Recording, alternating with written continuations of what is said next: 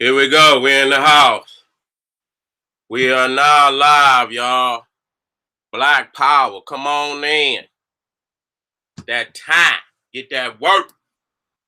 Get that spiritual, mental, physical exercise that you need to be developing as a god or goddess on the planet. Come on in.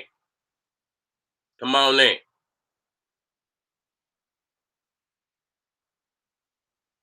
Hold up. Come on.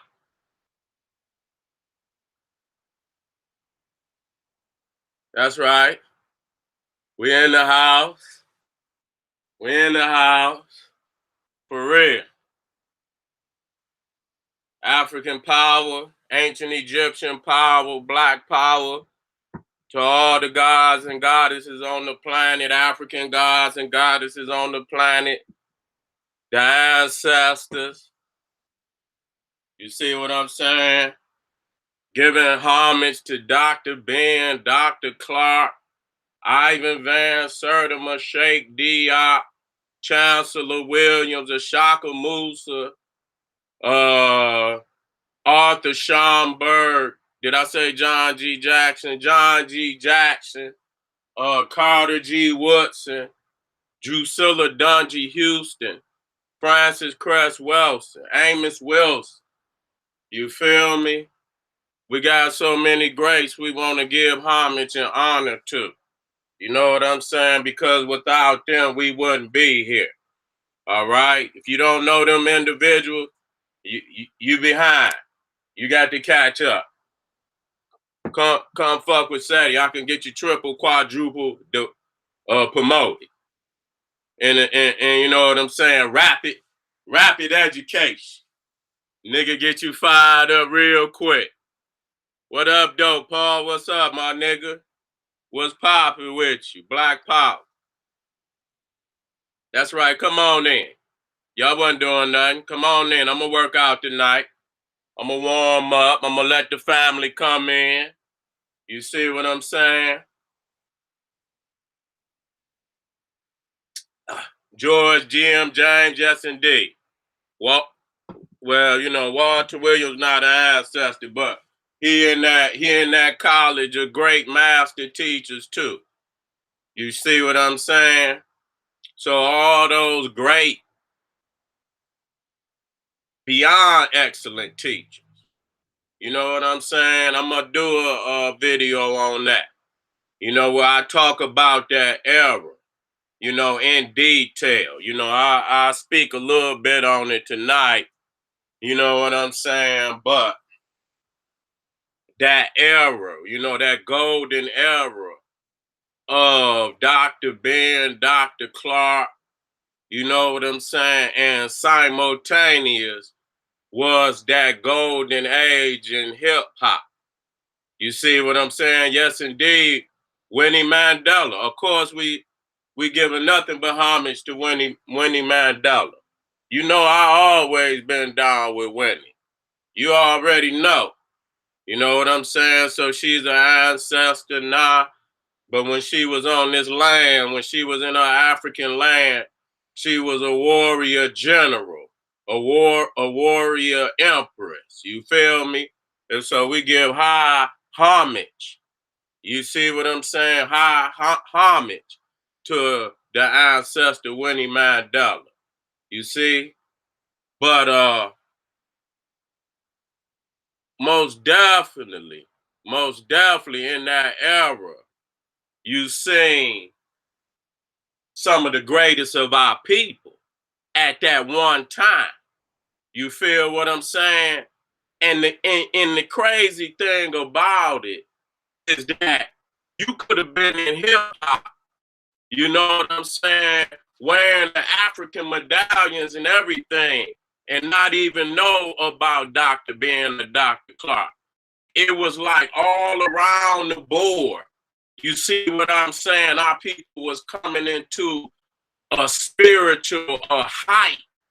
You see what I'm saying? And we was connecting back to Africa on all levels. It's crazy how it happened like that. Because Dr. Ben and Dr. Clark, even though they were lecturing right around them late 80s, You see what I'm saying? Dr. Ben was on fire. You know what I'm saying? And you see, right around the late 80s is when hip hop went into his cultural, zenith, and that was the best of the music, straight up. Ain't no ifs, ands, or buts about it. The shit was fresh, the music was fresh, and it was speaking to the reality of the people, and not just the reality, the historical greatness of our people. And so you had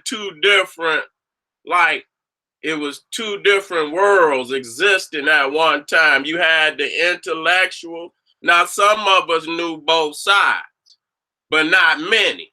You see what I'm saying? It wasn't, you know what I'm saying? So, however, the brother connected to Africa through hip hop might have been something different than a brother or sister who may have gotten it from Dr. Ben. But to have it all going on at the same time, that show you that right around that era, we got to look into the stars and see what was there. Because within them eras, we went to a height. Nigga, goddamn, we was on our way back to Egypt. You understand what I'm saying? That type of energy was going to send a lot of people back to Africa, send a lot of people back to Egypt. It was, because everybody was hot, hyper about Egypt at that time. Serious. You see what I'm saying? So it's a different era. Back when I was going to see Dr. Ben and Dr. Clark, everybody had damn near a tape recorder up there. They didn't let none of that information get away. You know what I'm saying? Motherfuckers had notepads out there not just sitting there, but getting the information, taking it back, researching. So you could get some very serious questions coming out of a audience of Dr. Ben and Dr. Clark, because you got a lot of people that's actually studying. You see what I'm saying? And so, I get more in depth with that at another time. You see what I'm saying? But today, most definitely, we're going to be getting back into the Nile River. We're going to be getting back into and it's necessary. You can't skip this. Some classes you skip, some classes you don't. You don't skip this class. Nigga, you had your ass in your chair looking up at this goddamn information and getting it. You know what I'm saying? We must deal with geography. You see what I'm saying? That's what we're going to be dealing with. And I really dig deep off into geography, because geography leads to so many other sciences. You see what I'm saying? Geography is a mother science. You can't even have history without geography. Because if you say history, the first question a motherfucker gonna say is where? Where at? What history? So in order to, to show what history you talking about, you have to give the name of a landmass. You see what I'm saying? You got to get the name of a landmass. So you can't even have history without geography, because you got to locate all these nations on the map. You see what I'm saying? To even tell the people what history you dealing with. You see what I'm saying? So geography is orientation. You see, if you call a motherfucking Uber and you got to put your location in there. If you don't know where your fucking location, how the fuck you expect somebody to come pick you up? You see what that's geography. You see what I'm saying? That's longitude and latitude.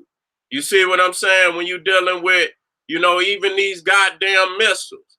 And they got these missiles pre-programmed, nigga. That's geography, nigga. Combined with the technology, nigga, in order to get that motherfucker to a location. You know what I'm saying? So they got this planet electronically, you see, mapped out on a grid. But at the same time, it's based on longitude and latitude, which means it's based on geography. You see, you can't even say who you is without saying a landmass. Or you say, I'm a Nigerian. And then a person can go to the map and locate the nation of Nigeria. You understand? And then that opens up, okay, the history of Nigeria. You know exactly what nation you're dealing with. You can deal specifically with the history of that nation, but it starts with geography. And then when you get down into the history, you're also going to start dealing with topography, which is what's on top of the land, the terrain, the mountains, the rivers, the valleys, the lakes. You see what I'm saying? You're going to start dealing with topography. And then you're going to go up under the ground. You see what I'm saying? And start dealing with all type of precious stones, minerals, gems, and all type of other, stones and rocks up under the ground that is precious into your civilization. You see what I'm saying?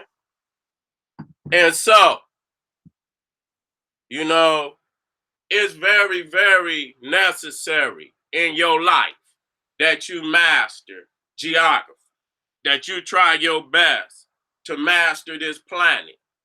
Every nation on this planet you should master, but you should start with Africa first.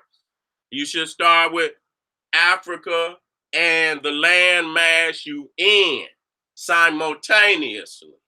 You see what I'm saying? You should, if you're in North America, then you should study Africa and North America simultaneously because this is your origin and this is where you at. And so that's how you're going to build this bridge. And you learn everything in between oceans, ocean currents, islands out there. You studying, you talking about you a nation. This what fucking nations do. They build on a global scale. And so we got to quit looking, we got to look past the fucking block now. Too many of y'all niggas local and y'all thinking, yeah, we got to deal with right here and right now. But a lot of dealing with right here and right now is expanding. Shit, you can't force a hand that's not there. But if you got a better hand somewhere else, then that's a reality. We should open up doors to other realities so that we could become a global people. Localize in each of these nations, a lot of times we become minute. But if we got a central understanding, if we got orientation and our people know, then we're going to put our energy into our homeland and into the communities in the various diasporas. We got to do it as a global people. They jumping on us everywhere on the motherfucking planet. I mean, goddamn, nigga, you getting jumped on, we getting jumped on. They jumping on niggas in the South Pacific. They jumping on niggas in Australia. They jumping on niggas in India. They jumping on niggas in Africa. Jumping on niggas in Europe. Jumping on niggas in North America. Jumping on niggas in the Caribbean. Jumping on niggas down. Yes, indeed. One way or another, so they in fucking unity, they in federation to oppress us. We should be in federation to get these motherfuckers off of our back. Period. You got to do that globally. So, that's the blueprint of the BPC, the blueprint for global African supremacy. See, now some people will say pan-African, African nationalism. It's going to take more than nationalism to deal with this beast. It's going to take supremacy. So you got to bring the SETI doctrine, nigga. You got to bring that gas. See, you don't bring that gas, nigga. You just can't, pan-African nationalism. I understand what it means. But it don't have that necessary presence like supremacy. See, When you supreme and some shit, it don't make no difference whether a nigga like it or not. Nigga, I'm on top and ain't shit you can do about it.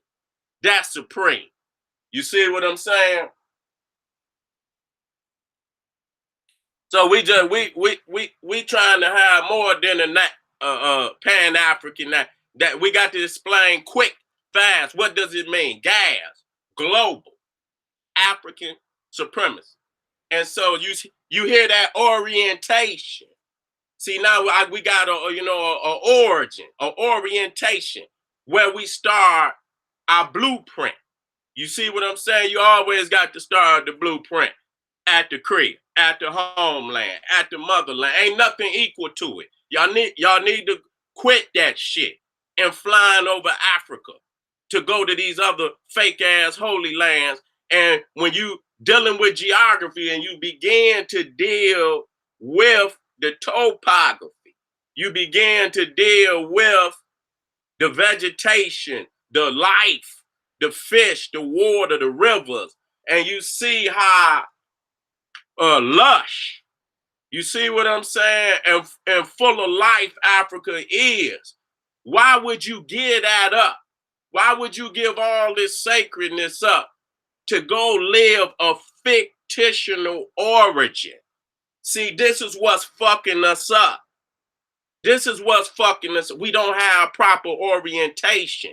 So it's like we walking off the motherfucking edge. You see, where we shoot, it don't matter. We just shoot. We got to have a fucking origin. So, and this orientation, it was gonna bring African people together, no matter where they at on the planet. They got to have proper history, though.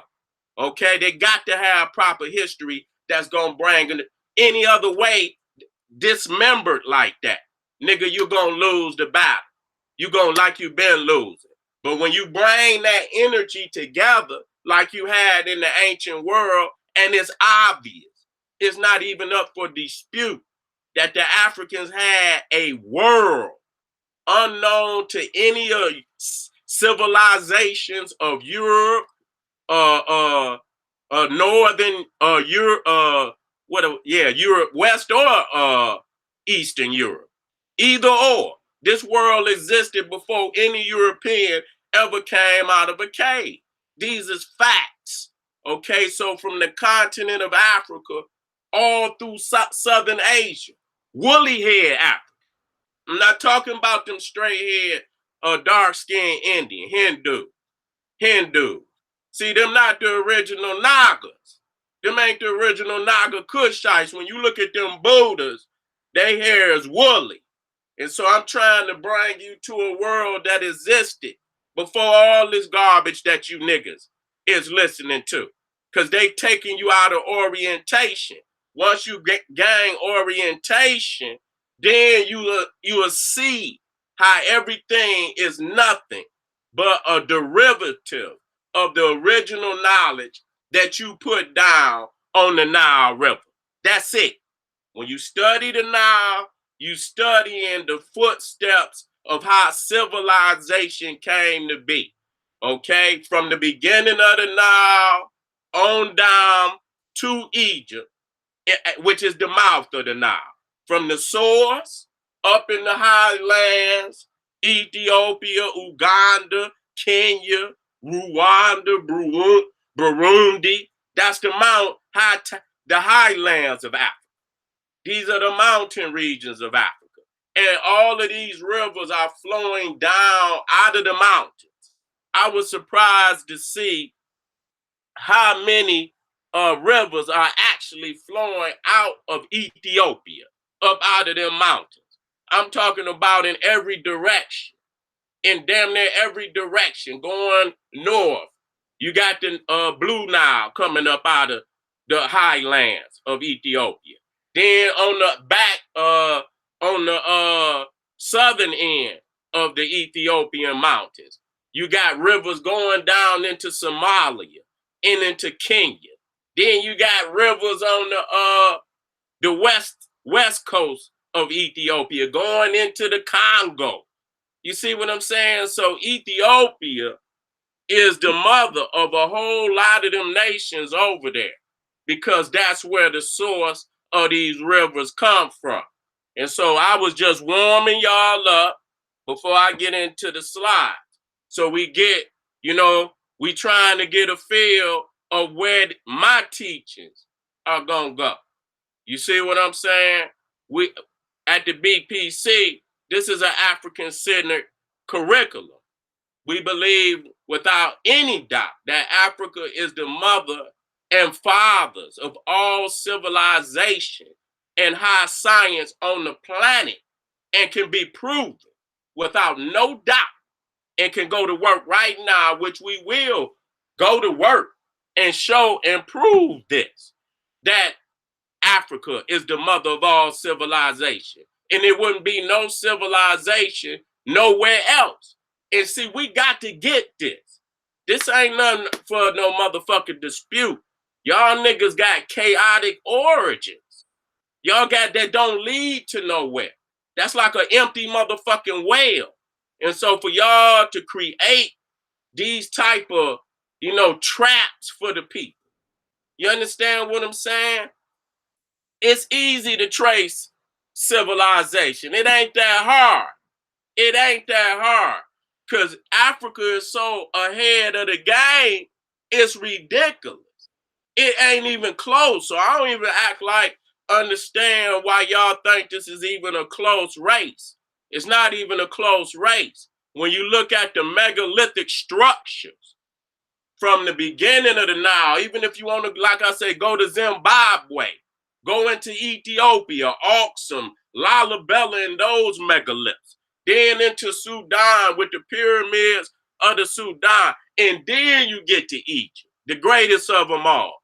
No other landmass has that many structures, not only from the BC period, even the white man with his line ass, given these is BC 2000, 3000, 1000.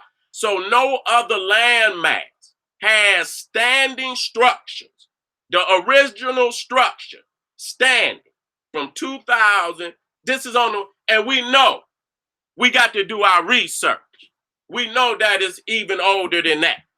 So when you leave outside of Africa and you go to these other land masses and you see what they got left, I don't understand how it's difficult for motherfuckers to come up with how civilization came to be. Even with the books, even with the paper, you got rulers. You got all the plumb lines. You got all this that they found in the ground in Africa. So not only do you have the paper, not only do you have the ink, how the fuck do you have an alphabet and you ain't got shit to write it on? That shit sounds stupid to me. How the fuck, what is you writing it on? So until you get paper and get ink, that's the only way you gonna prove to me you got an alphabet. Cause what else is you gonna write this shit on? Now I understand other people use little clay, and we're not making little clay cookies. We're not doing that. We are making manuscripts and scrolls. So the ruler, so you got paper originating, ink, the alphabet. We could prove it. We created paper. We're developing the whole technology of language. Okay? How can you have a fucking, and so none of them nations, and this is warming up even for that Greek shit. See? Because they wanna portray the Greeks as being some type of intellectuals, of the greatest that are intellectuals, that are philosophers, scientists that ever walked the earth. Plato, Socrates, Aristotle, and shit. And so the thing is, this was before Alexander conquered Egypt. So they didn't even know what the fuck paper was until they contact with Egypt. So how in the fuck is you gonna have some Plato at 400 BC and fucking Thales at 700? What the fuck institution did y'all have with paper, with ink, You see what I'm saying? These philosophers didn't even fucking exist. They didn't even have access to the necessary things to make literature yet until they contact with conquering Egypt, Alexander, around 332 BC, if I'm not mistaken, somewhere around it. So this is their first contact with Egypt. So what fucking books did y'all have? Y'all ain't even got paper. Y'all ain't got paper. So what the fuck is y'all talking about? Y'all was some illiterate motherfuckers. And when y'all came into Egypt, we have been literate. We have been in history. See, this is key. I'm trying to tell y'all. History starts with writing. When your people has all of those things, you're writing, you're producing books, you're literate, you're in history. So you show me any great treasure chest of any Greek manuscripts like you see in Egypt. Okay? Let's put the fuck up and shut the fuck up. You see what I'm saying? That's institution right there. Other than, that's what I put that Rottweiler and them goddamn pit bulls on their ass. I make them put up or shut the fuck up.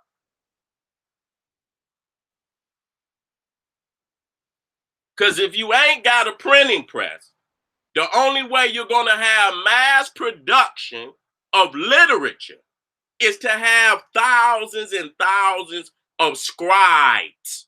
And the only way you're going to have thousands and thousands of scribes if you train thousands and thousands of scribes. You see what I'm saying? That's an educational system. And so you see I ain't even got into the fucking slides yet. You see what I'm saying? I ain't even got into the fucking slides yet. But you're looking at from the beginning of Egypt to the end of Egypt. You see monuments. You see all type of from beginning for 3,000 years with really no break in development for that whole 3,000 year period. They had temples, they had major monuments, they had scrolls, they had writing for 3,000 years. The only way you can have that type of production over that many thousands, you had to have institution. It had to be organized with writing, with paper, with math, tools, and every fucking thing else. You see what I'm saying?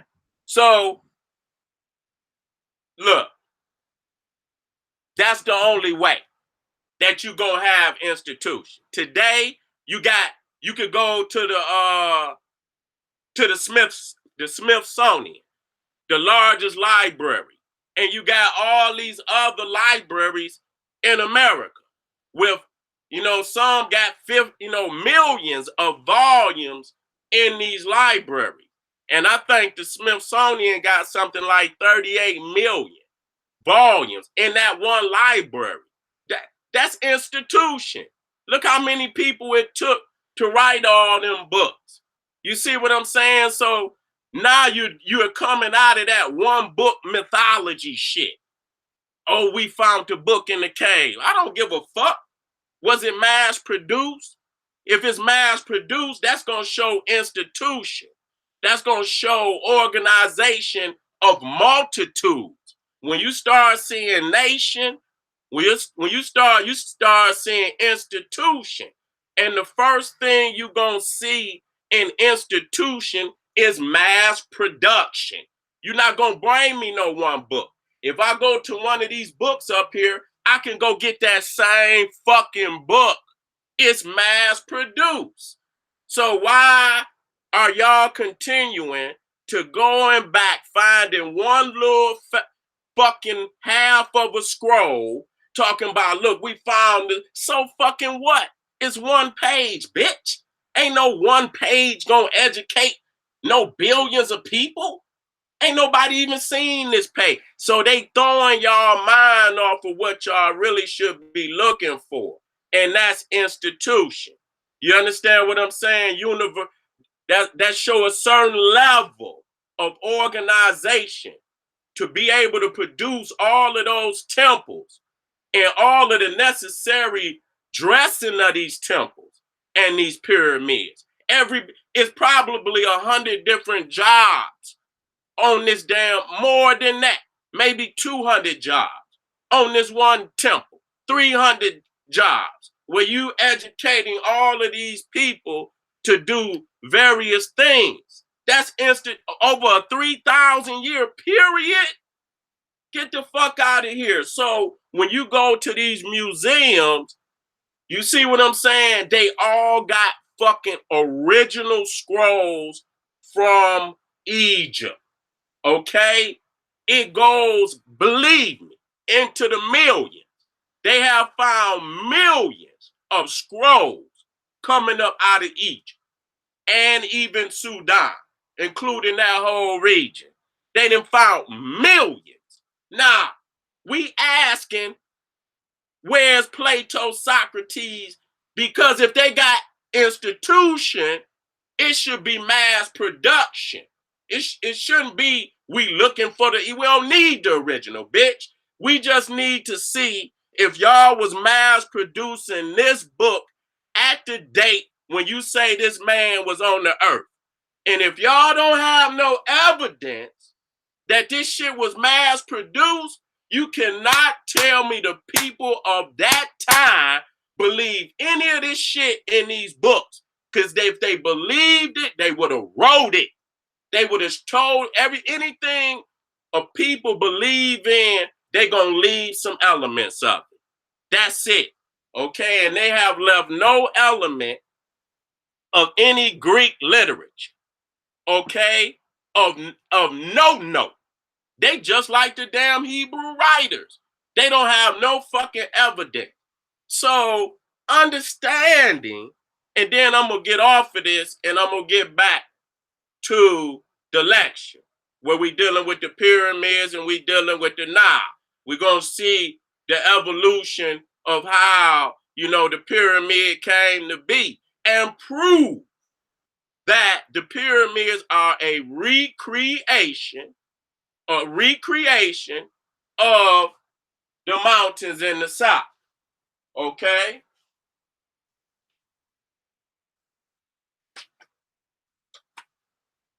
We're going to prove that. Okay? Beyond any reasonable doubt. Okay? So you know what? How we doing out there? I'm going to go ahead and get, oh man.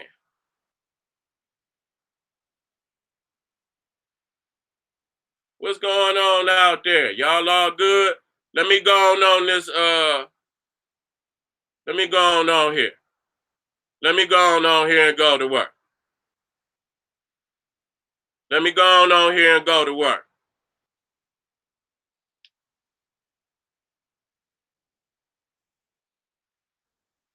Let me go on here and go to work.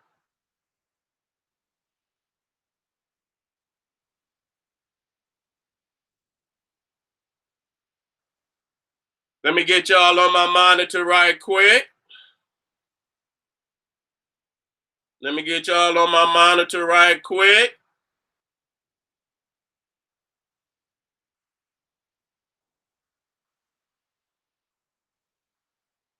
All right, I'm on the monitor. That's what's up. That's what's up. Now, what are we getting today? We getting orientation. We getting orientation. Too many of you niggas have lost orientation. You understand what I'm saying? It's like a nigga when he get knocked the fuck out. And when he wake up, he done forgot who he was. And so when a motherfucker know you been knocked and you don't know, and you wake up and you say, who am I? And a person asks you, say, who am I? And you say, I don't know. He say, nigga, you Willie Bobo. You work for me. Get your ass on that plantation, nigga. How the hell you gonna forget you work for me? You see what I'm saying? So if you ain't got your orientation, a motherfucker gonna get one for you. You see what I'm saying? That's just the facts. I don't care if you believe it or not, nigga. If you sit up and you watch the white man TV every day and you watch all the wicked shit he put up about black people and you don't say nothing about it, you orientated from the white man's orientation. Or your orientation is what dictates your worldview, how you look at the world.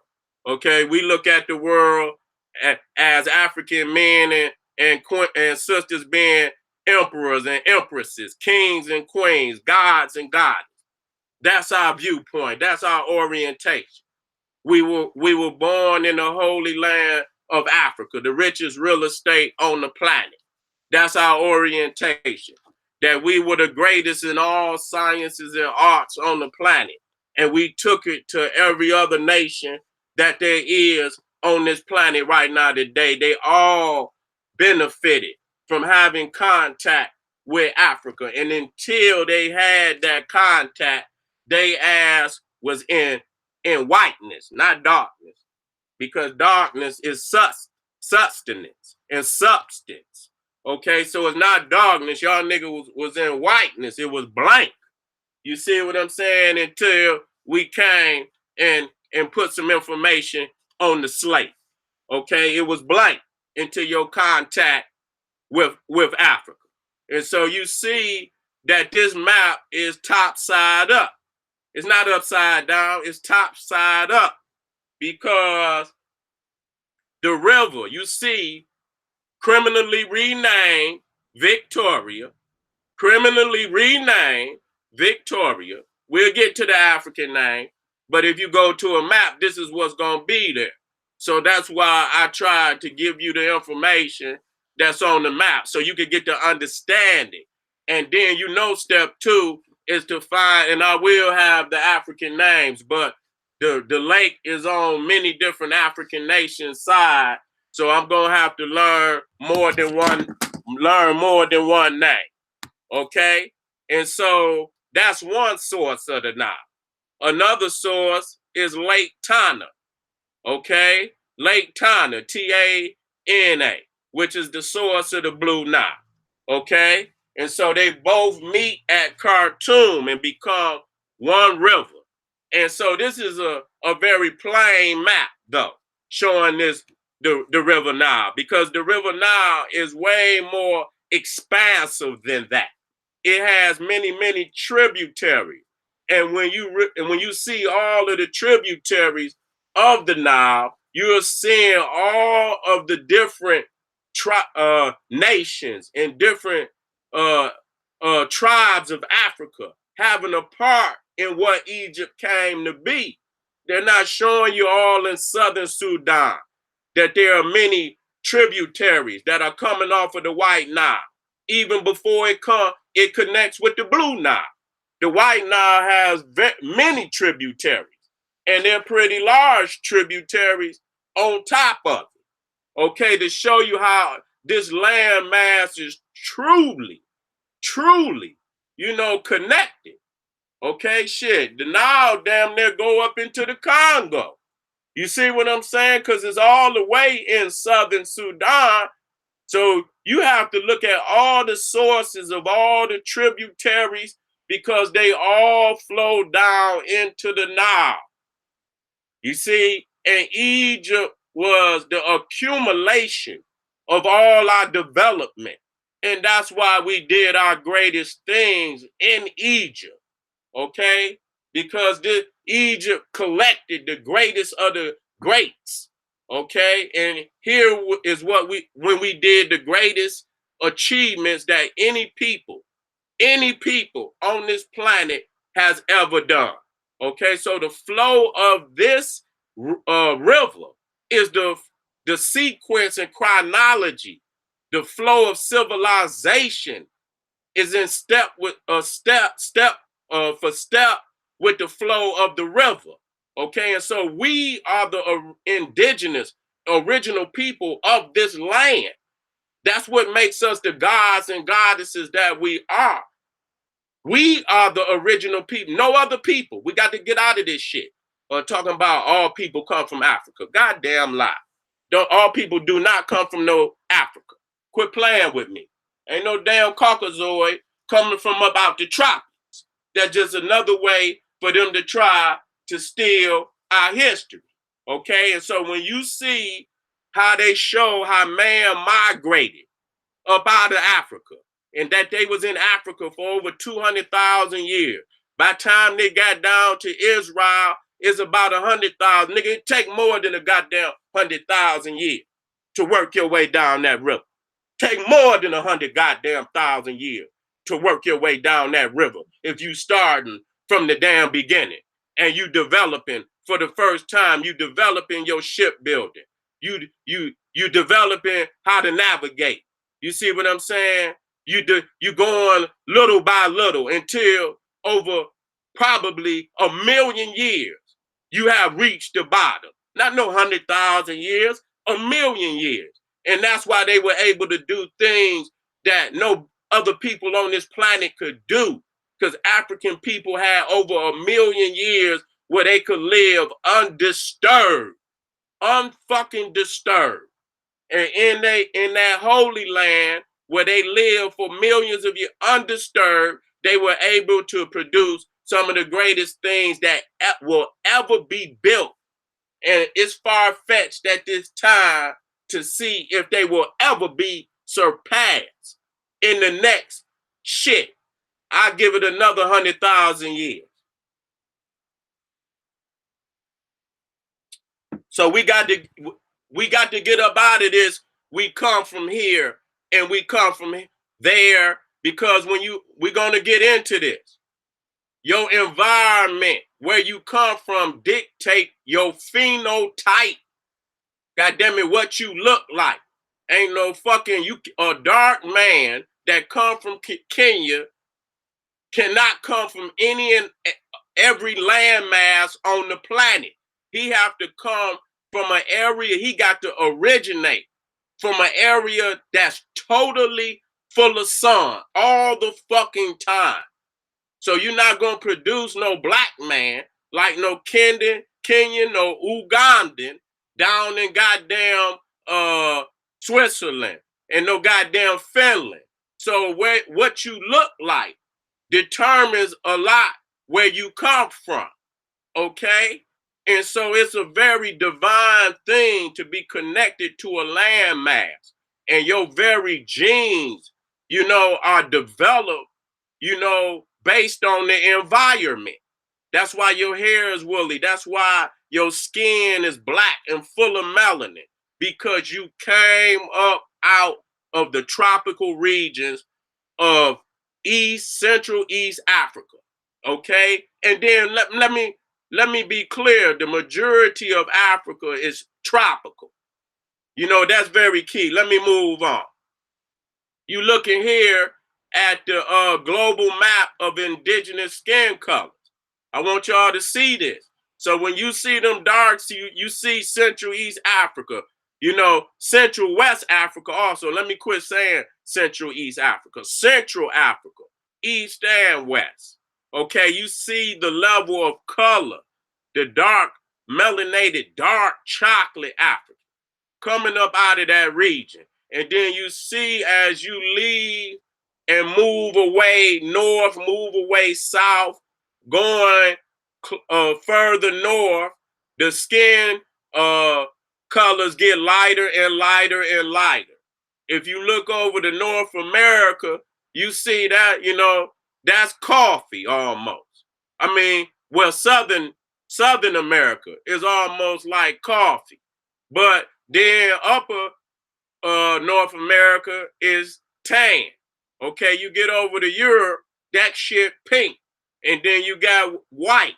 So the further you move from the equator, going north and south, you get lighter and lighter. But Africa, you can see that primarily all of Africa is in the tropical regions. So when you looking at the fact that you got over 1 billion, almost 0.5 Africans on the continent, with the fact that Africa is in primarily the tropical zone. I'm going to show you that. The whole continent, no other continent has that much land mass. in the tropical region. So Africa is tropical, okay? And you as an African cannot be produced just anywhere on the planet. So when people say they indigenous to what? You a goddamn lie, nigga. You ain't no indigenous to no over here. Just because you migrated over here does not mean you indigenous to the land. Just because you first in the land does not mean you indigenous. Yes, we first in all land masses. That does not mean we are indigenous to that land mass. We just first in the land. We migrated into them lands. But our genes, our, our phenotype, our physical appearance dictates that our people originated from the equator, Central, West, and East Africa, where the darkest part of our people could come from. You got Australia also being dark, but with the fact that Africa has the majority of all dark skinned, woolly head people on the planet, it would be obvious to assume that this is where they originated from. How the fuck, this is where the most of our, Africa of all shades, woolly hair. Okay, so this is where we started from. So it's very significant on your orientation. Just to say you indigenous to what? What the fuck does that mean? You know what I'm saying? Indigenous means where your gene originated from. That's where you indigenous. And so again, I must be clear that nowhere, not even in Mexico, can produce the level of melanin that we have in Africa at the equator, East and West, Central Africa. There is nowhere in the Americas that could produce that level of an African. Let's stop playing. Let's be real with reality. So your orientation is very critical. God damn, nigga. Your motherfucking orientation is very critical. Again, looking at human skin color distribution. And you seeing higher numbers represent darker skin color. So you see that 30. You see that 27 to 29. You see that in Africa, you see how immensely of all shades of black people. Okay? From the darkest on down to the light. Okay? So we seeing here Africa, the tropical zone is between 20 to 23.5 north to 23.5 south longitude latitude. Okay? So again, that's the tropical zone. And so you see that Africa, almost the whole of the continent of Africa is in the tropical zone. Almost the whole of Africa is in the tropical zone. So that right there show you that we are a tropical people. We're not from the temperate zone, which is the Americas. Okay? All the way down. We're not from Europe. Okay? We are, and so when you look at the tropical zone, even in the Americas, you see that Mexico is where, in the Western Hemisphere, where you start to see the tropical zone. And isn't it ironic? This is where the Olmecs started the earliest civilization on the American continent, North and South, was the Olmecs. You can see that when you go to India, when you go to Cambodia, Angkor Wat, you're dealing with all these great civilizations is in the tropical zone. So this is where we dominated at. This was the first area of our control, was the tropical zone area. Okay, these was the first of African control. Was no other races there. No white people, no black Hindus with straight hair, no Chinese. These people was not, we rule this planet for millions, for at minimum hundreds of thousands of years before any of these other races would appear. Is we can pinpoint when they come on the scene. We know when they come on the scene. We know the white people come on the scene with Alexander. Shit, the Chinese under Genghis Khan and all them Mongols, them motherfuckers were savages. What the fuck is you talking about? Them motherfuckers wasn't no great scientists on that level into that African. That was that African blood up under there. They didn't have nothing to do with that. All these other races want to steal the history of the previous uh, rightful owners of those monuments, which were the woolly head Africans, the woolly head Nagas in Asia. See, they trying to steal our history. Okay, you didn't beat us there. We was there first. Okay, we was there for hundreds of thousands of years before any of these other races even came on the scene. So let's move on.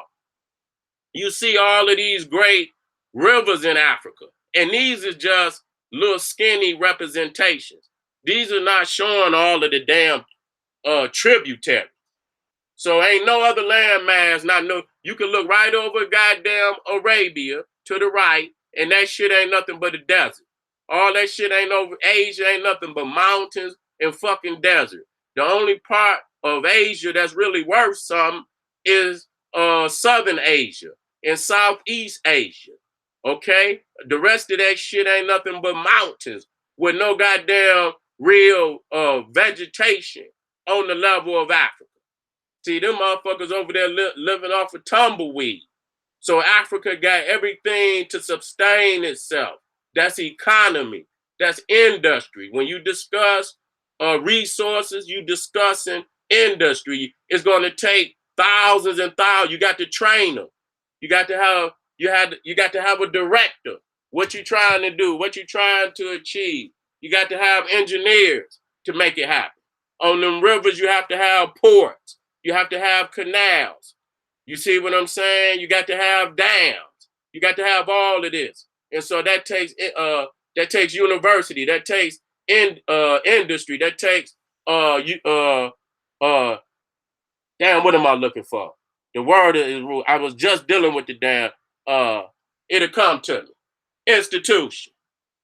Because you got to have university system, you got to have the knowledge, you got to have the teachers to disseminate the knowledge. So all of this is happening in Africa long before they left. This is what I'm telling you.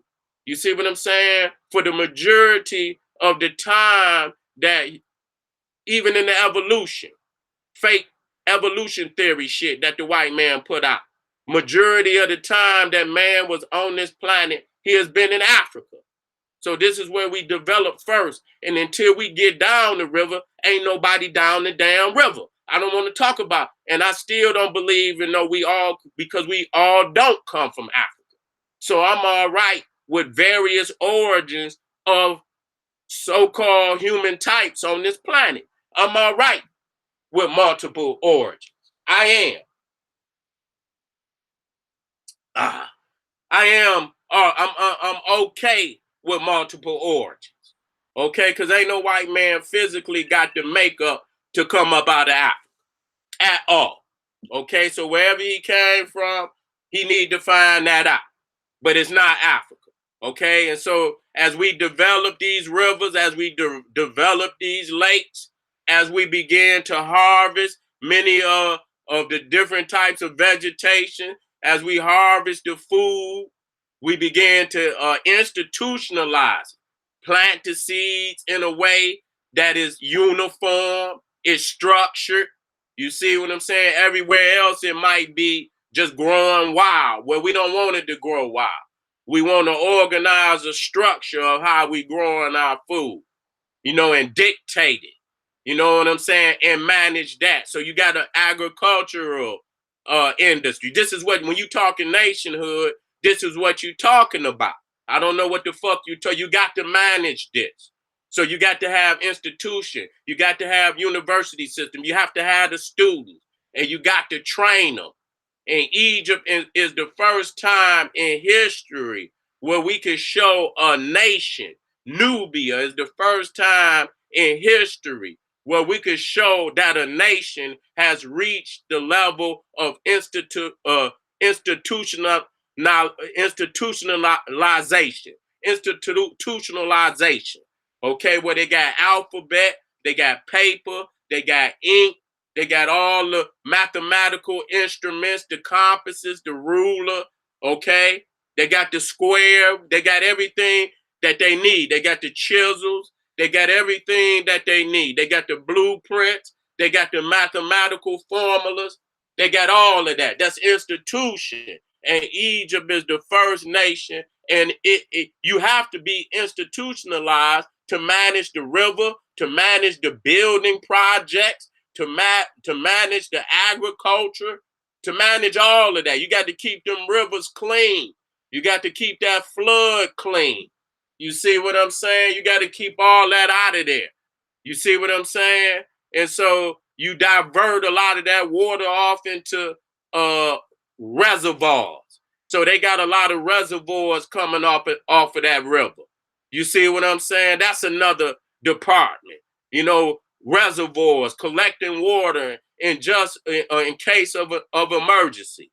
Not the other water like in the basin area, because that's full of swamp. You want some clear water that's, you have systematically organized to be a reservoir for the nation. That takes blueprint, that takes development, that takes management, that takes some administration, that takes trained laborers, trained managers. And that can only be done in an institutionalized nation. And so we were institutionalized before we even knew a white man was on the planet. Even before we even knew a fucking Asian was on the planet. So we got to quit having these chaotic origins. We come from Atlantis. Fuck that. I don't want that. We come from Lemuria. We come from Mecca. We come from Israel. Okay. And then when I break it down, I can show you that Israel is on the continent of Africa. When you look at the African plate, you're going to see that a large portion of Israel, all the way up to damn near Turkey, on that Mediterranean and back maybe 20, 30 miles, is on the African plate, which would make that Africa. Okay? Would make that Africa. So even then, we showing you that landmass belong to African people. So you're looking at Ethiopia, and this is going east towards the Indian Ocean. See, this is, so you seeing the rivers that's flowing down out of Ethiopia all different ways. You got it flowing north on the north end, and this right here is on the east end. This is on the east end of the Ethiopian mountain range. Sending rivers down into Somalia, sending rivers even down into Kenya. Sending rivers even down into Kenya. Again, looking at the mountain regions of Ethiopia, looking at the mountain regions of Kenya, Tanzania, Burundi, Uganda. Let me plug my phone up, y'all. What did I do with my because I don't want to lose. It probably will last. It probably will last. I ain't going nowhere to get it. So this is the development of the Nile, where Egypt came from.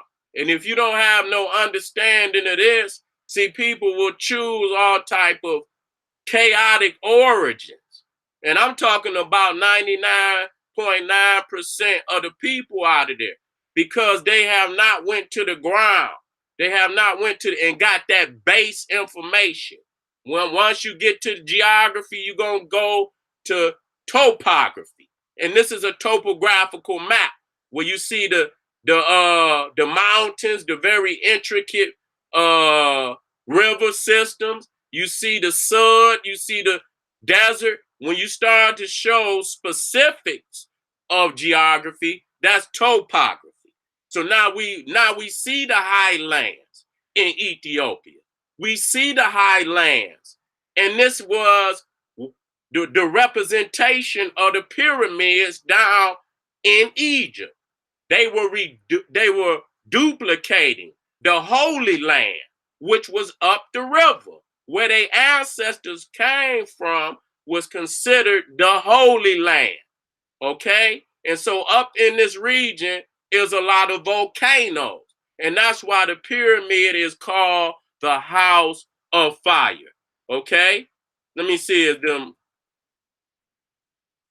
here again. So when I speak of the Great Lakes region, I also speak of Lake Tana, along with criminally renamed Lake Victoria. You got Lake Tanganyika. You got Lake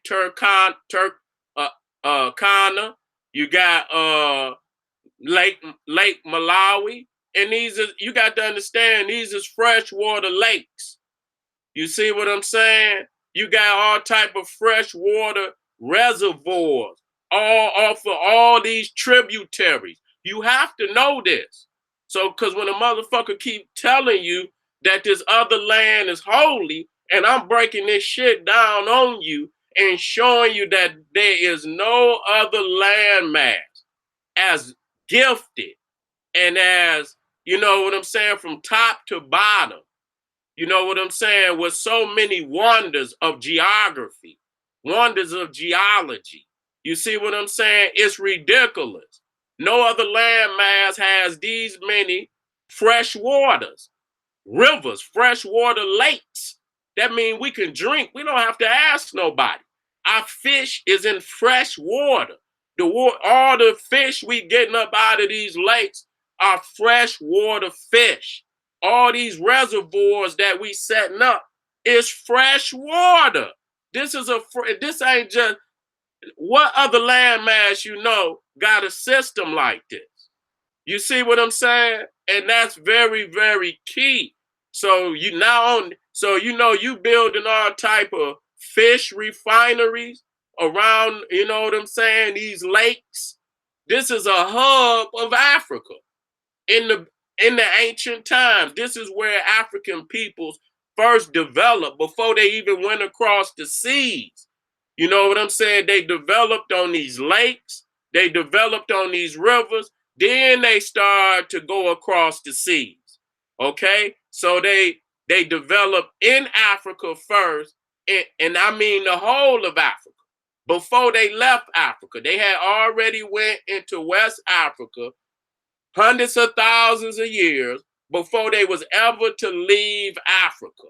Okay, so we have went from every inch of Africa in the ancient world. We ain't just got there, okay? But the majority of our people originated in East Africa, in Central East Africa. This is where, because this is the primary location for all life, even animal life. You cannot find no area on this planet that has such a diverse animal life. There's no place other on the planet that has such diverse vegetation and herbs and fruits and plants of all kinds in that rainforest. You see what I'm saying? So not only do you have the freshwater lakes, not only do you have the tropics, the air, the vegetation, and then you got tens of thousands of animal species within the rainforest. You got thousands of animal species on the savanna. So you got different types of animals.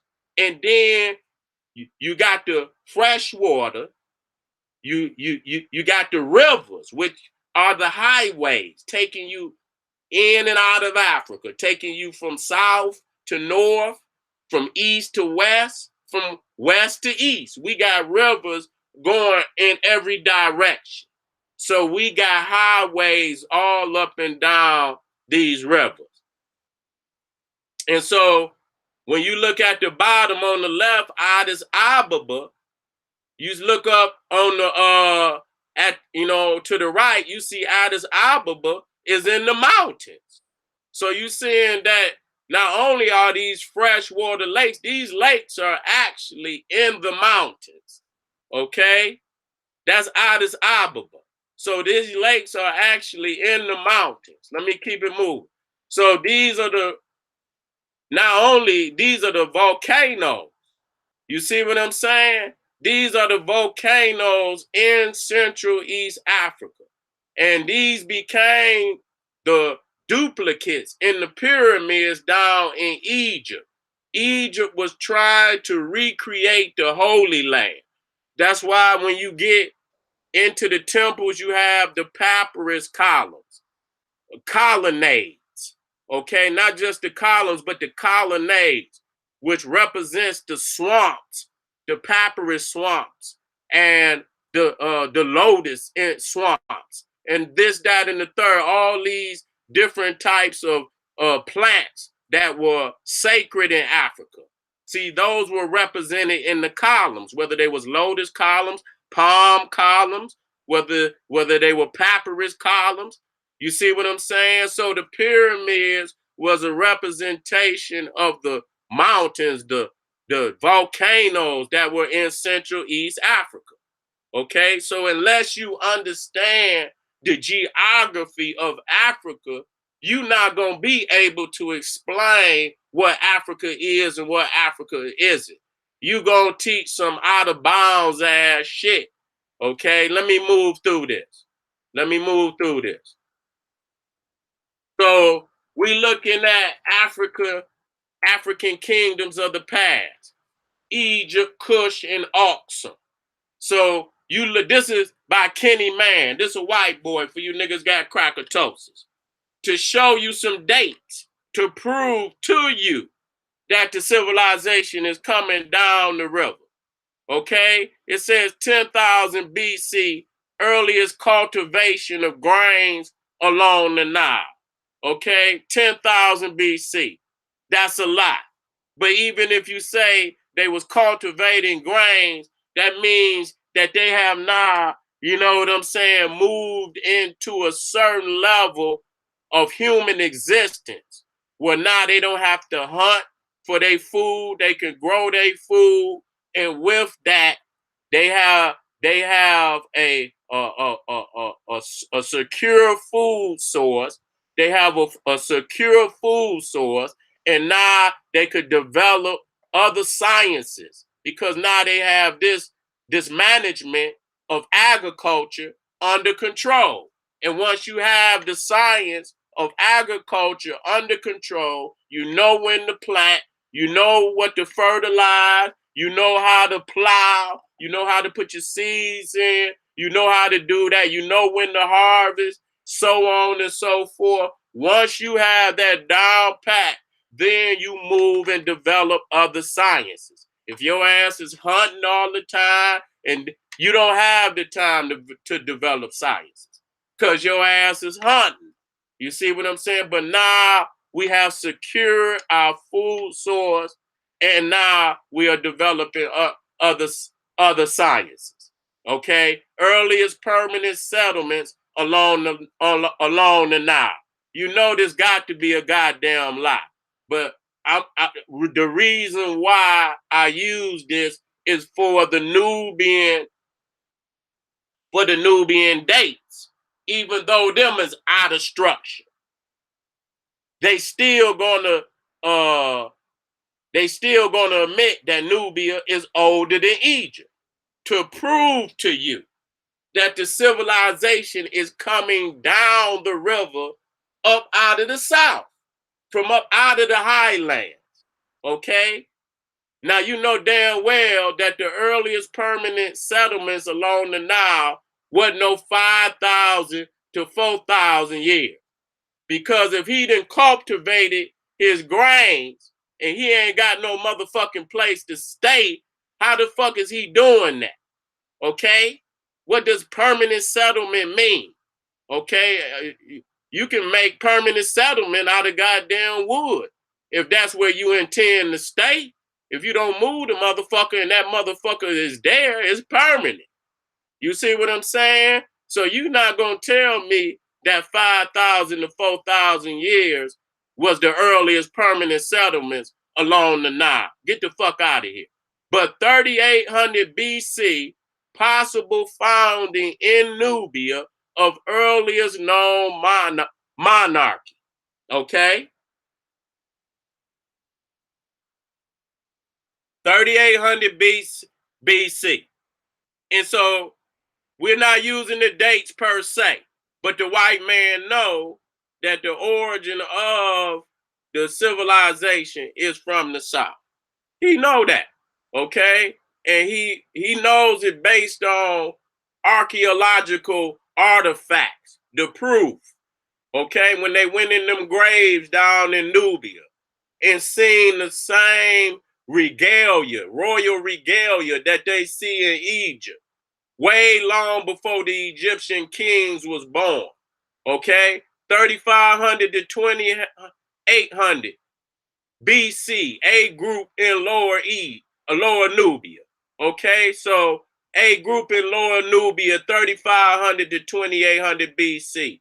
3,500 formation of kingdoms of Upper and Lower Egypt. Okay, right there, showing you that it's right in step with the development of Nubia. Okay? So when you're talking about the A group, this is the A group of Lower Nubia that they talking about, from Aswan down to Buhin. Okay? So that's right around you see Aswan, you looking at Temple of Philae, huh? You the Temple of Isis. You talking about Elephantine. See, that's Nubia. That's Nubia down there. When you're talking about Abu Simbel, you see what I'm saying? That's down in Nubia. Okay? So this developed long before Egypt. So as we can show beyond any reasonable doubt that the civilization is developing with the flow of the river. Okay? Let me keep it moving. Now, as you can see, the heartland of Egypt was in the south. If you look down in the south, you see where all the temples are. You see in the north is where the pyramids, and I'm gonna blow these up so you can see it. So, when you look at the pyramids and you see the Sphinx is down there, we're going to be dealing with the pyramid today to show you that the pyramids also develop with the flow of the river. Okay? If you do not know the geography of Africa, you're not qualified to tell the history of Egypt, because geology leads to geography, leads to topography, which gonna tell you a lot about the landmass. Okay, it's gonna tell you a lot about the landmass. What's critical right now, which we should state, let's also state this. That 80% of the water that goes into, I ain't gonna say, I think it is 80%. That goes into Egypt from the Nile come up out of Ethiopia. You see what I'm saying? The flood that brings the silt comes up out of Ethiopia. So geologically, once you understand that Egypt cannot exist without the flood. You see what I'm saying? Egypt cannot exist without the flood. The flood got to come so the reservoirs can be filled up. The flood got to come to bring the silt to fertilize the land. This is the life force of Egypt. So geologically, Ethiopia is the mother of Egypt, period. So you see where the source of it is. And the thing about the flood is that the flood began with the rise of the star Sirius, which is sacred to the goddess Isis. The flood was looked at as a menstrual cycle. Okay, and so how holy of a science, history we have, a legacy that we have here, to have a river that will rise with the most sacred star in all the sky. It rolled. The flood began with the rise of the star Sirius. That's when the flood comes. So how divine of a legacy do you have? And with that flood comes all of that water, that fresh water, that silt, and it settles all down at the mouth of the Nile River, down by the pyramids, down by the Mediterranean. So right there. And so understanding that, knowing that the rivers are flowing from the south to the north. They're flowing down north. If you dam that river, if you put a dam on that river, you would kill Egypt. Egypt would die because it would lose its life force. And that's why right now there's disputes between Ethiopia and Egypt, because Ethiopia is planned on building a dam right there on the Blue Nile, right not far from Lake Tana.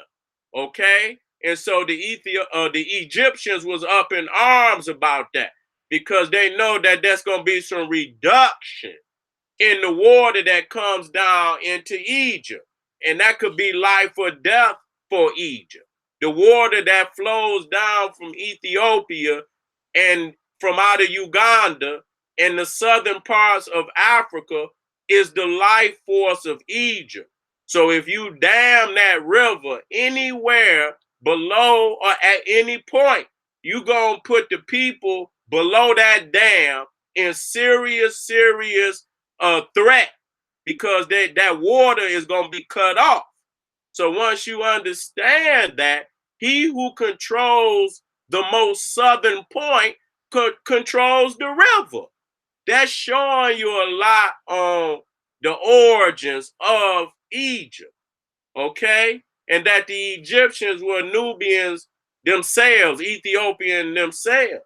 And that's why no dam was ever built to stop the flow of water in between the peoples, because they was one people.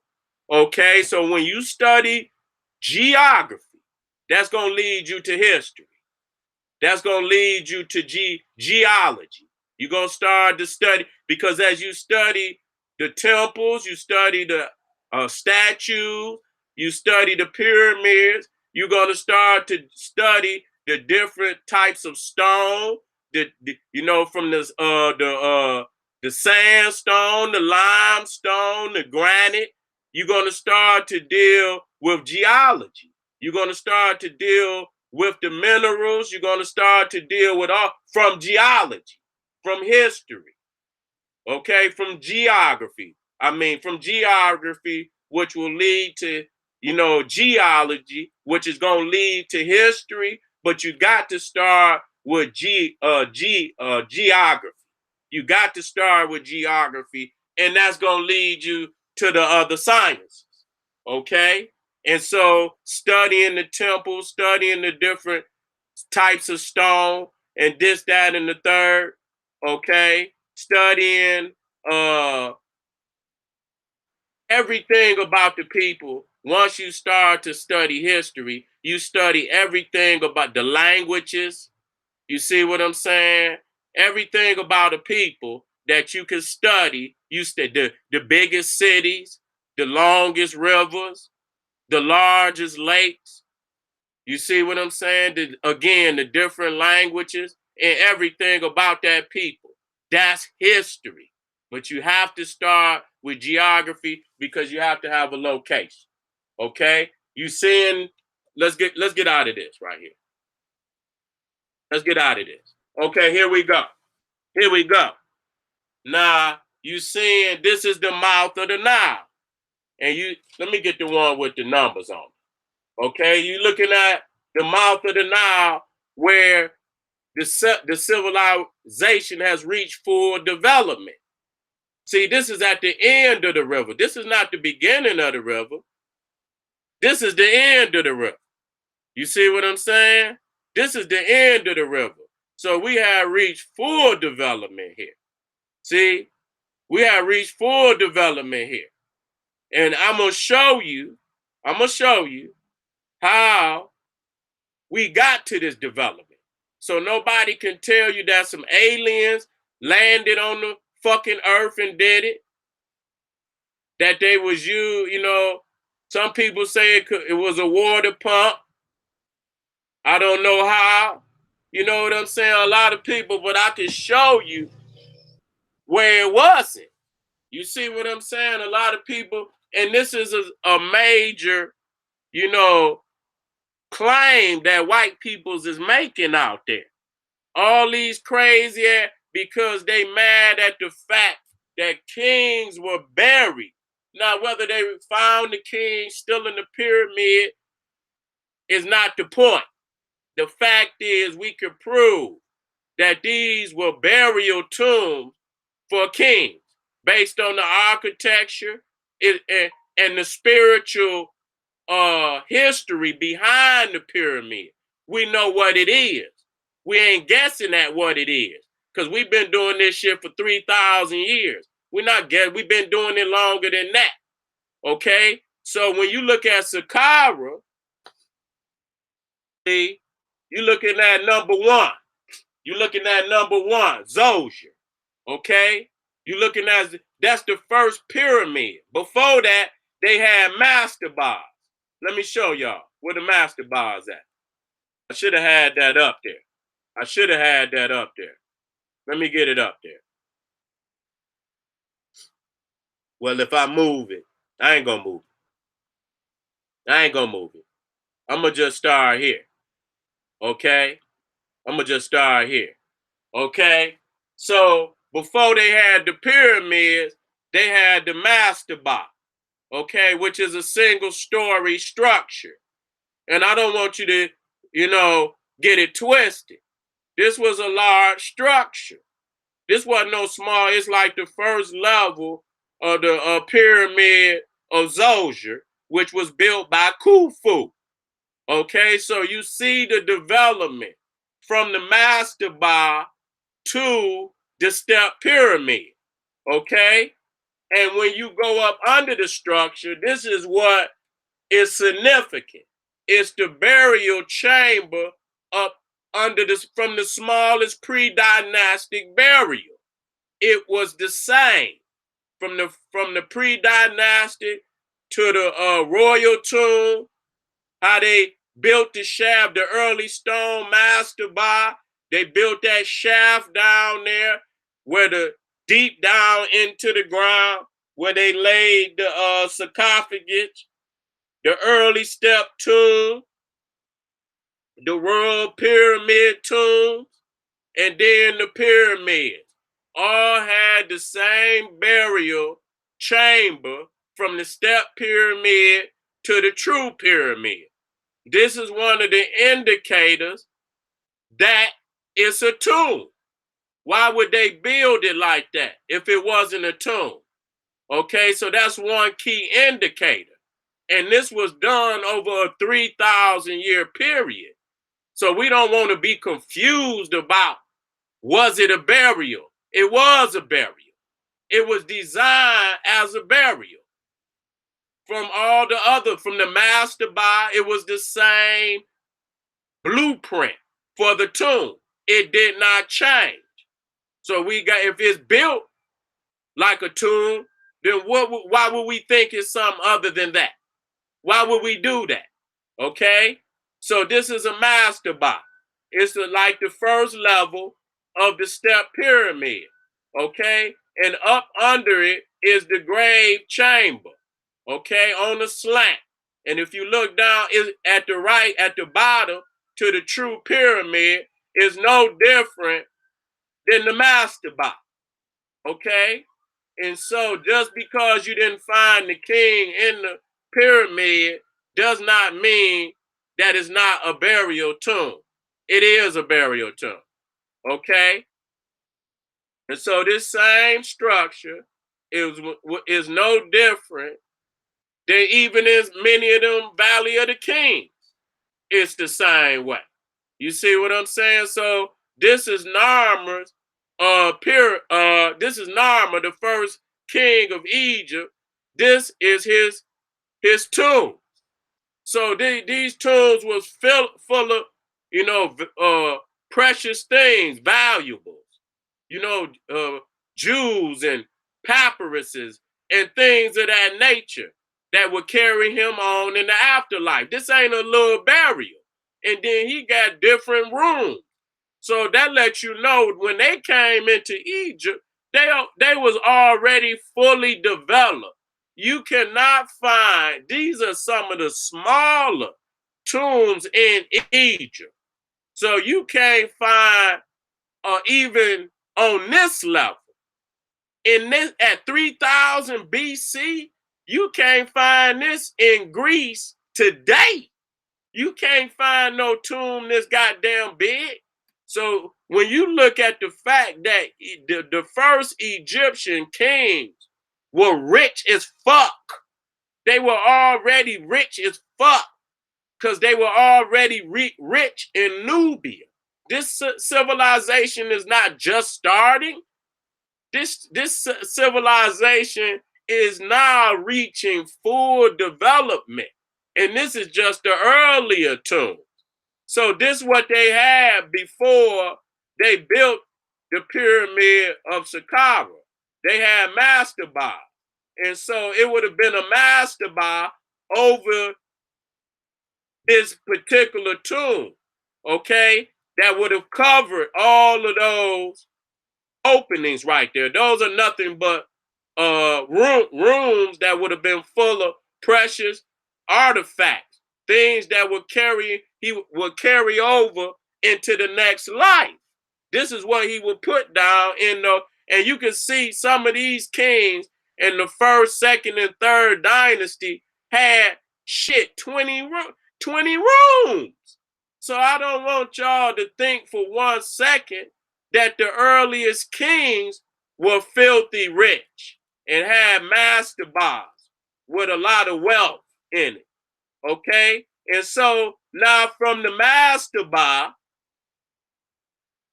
okay, which would have been over these early tombs, you went to the step pyramid.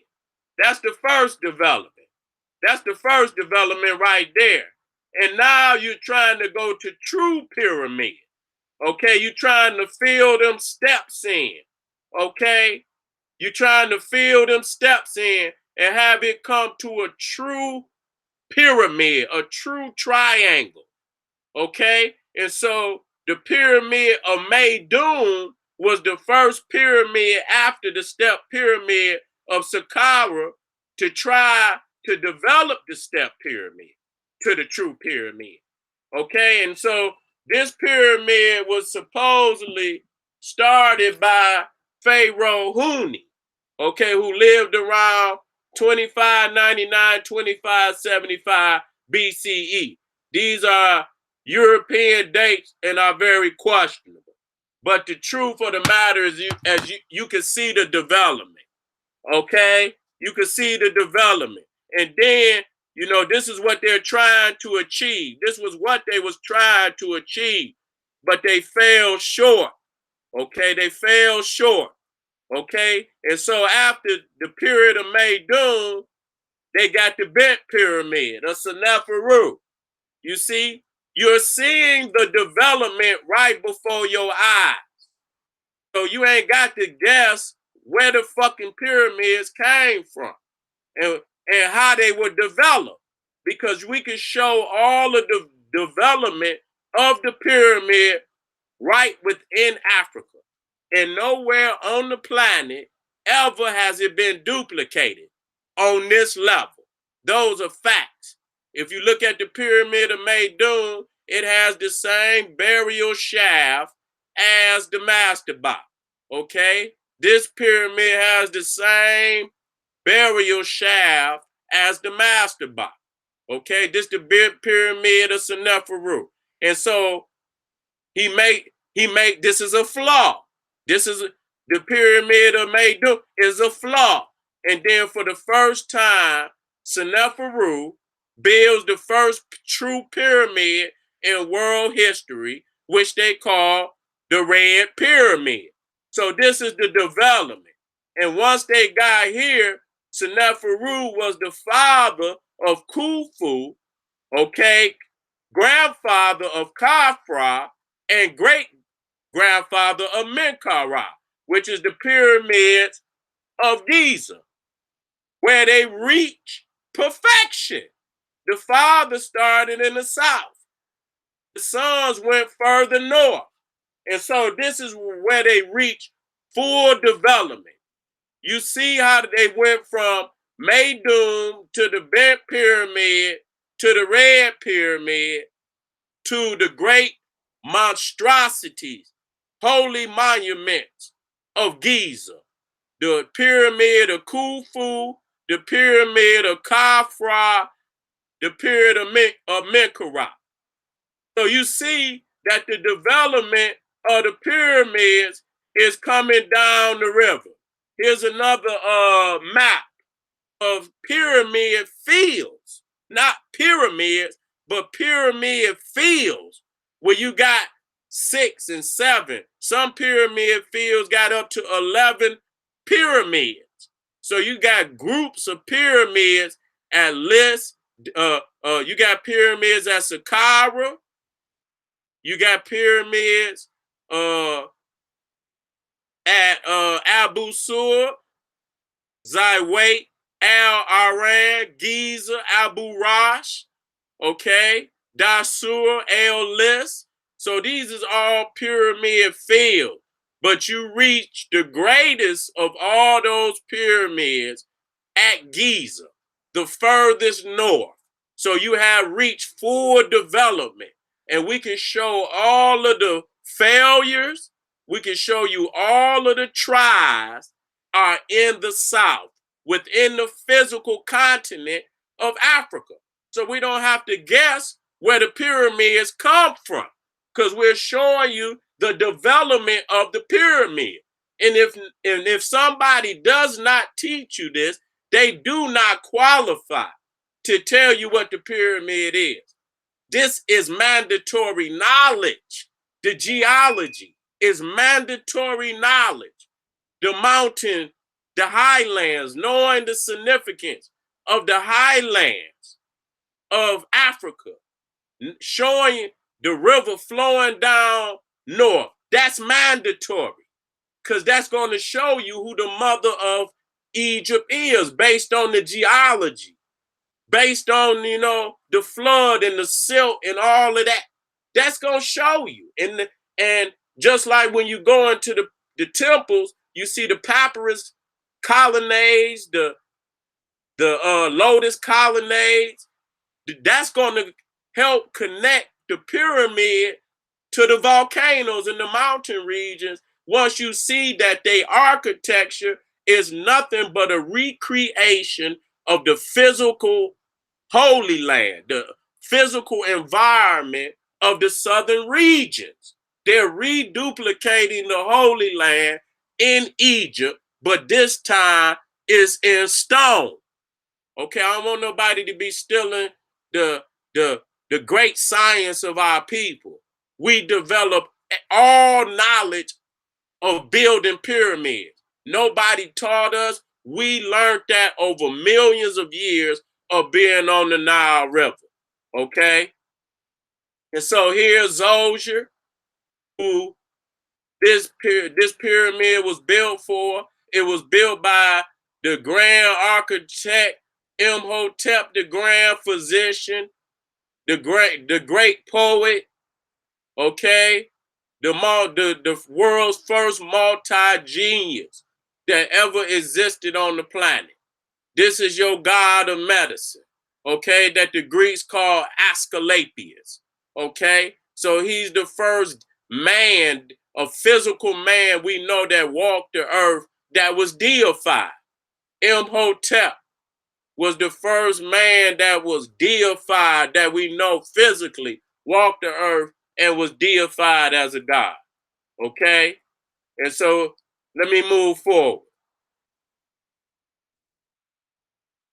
And so you see that these pyramids, when they were finished, you see, was covered in limestone. You see, covered in lime. Many of these, you see the limestone right here. So it would have been white, even though it's in the condition that it's in, it still would have been white. You see what I'm saying? You look right there at the top of Khafra, you still see some of the limestone. So you got to understand to come into this land, to see these pyramids in pristine form. And see, at least we have many of the pyramids still standing. Some have fallen down, but we can still imagine what they looked like when they were up. And with the fact you could imagine these many pyramids, many of them polished in white limestone, shining against the sun, this have to be the greatest accomplishment ever. The greatest accomplishment ever was in Egypt. This is heaven on earth. This is heaven on earth. Basically, is what it is. If they drew a picture of heaven, it would have to look like Egypt in its pristine form. Okay? And so you can see that they got pure. If you look all the way up at the top, you see Khufu, Khafra, and Menkaure. You see that those are the greatest of the pyramid. Okay, those are the greatest of the pyramids all the way to the north. But all of the development in smaller pyramids are to the south. See, this is where most of the pyramids are located, south of Giza, showing you who were truly the pyramid builders. The pyramid builders were in the south.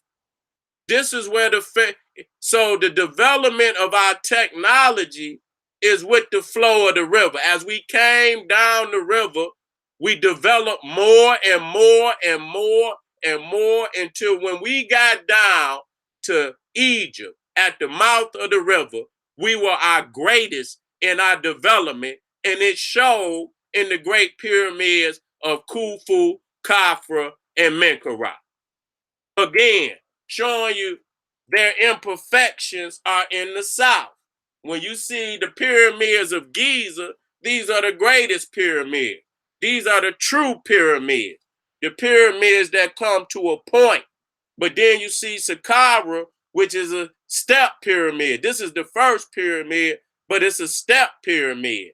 And the development to make the true pyramid was even further south than the step pyramid, Dajur and Meidum.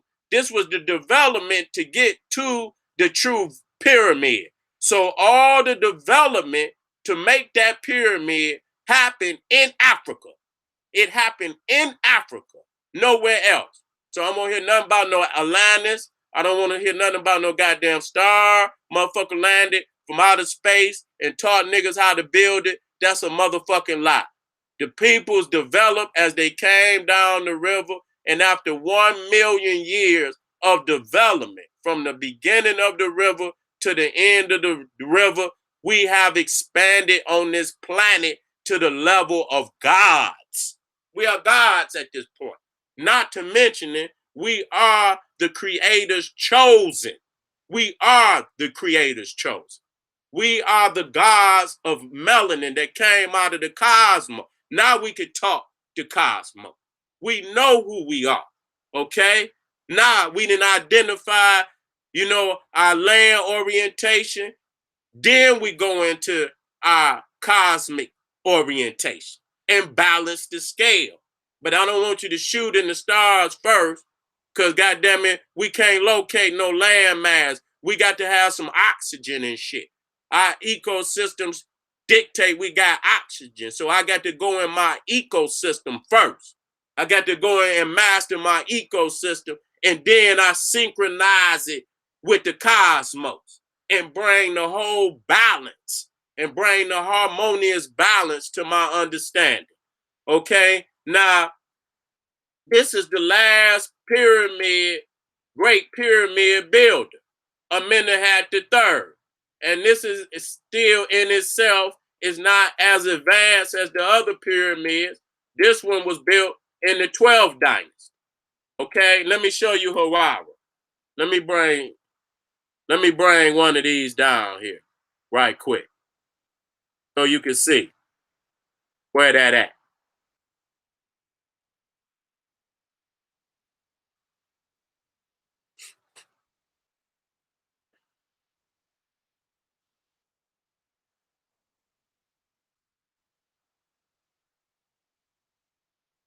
Okay, did I put it in there? Okay, cool.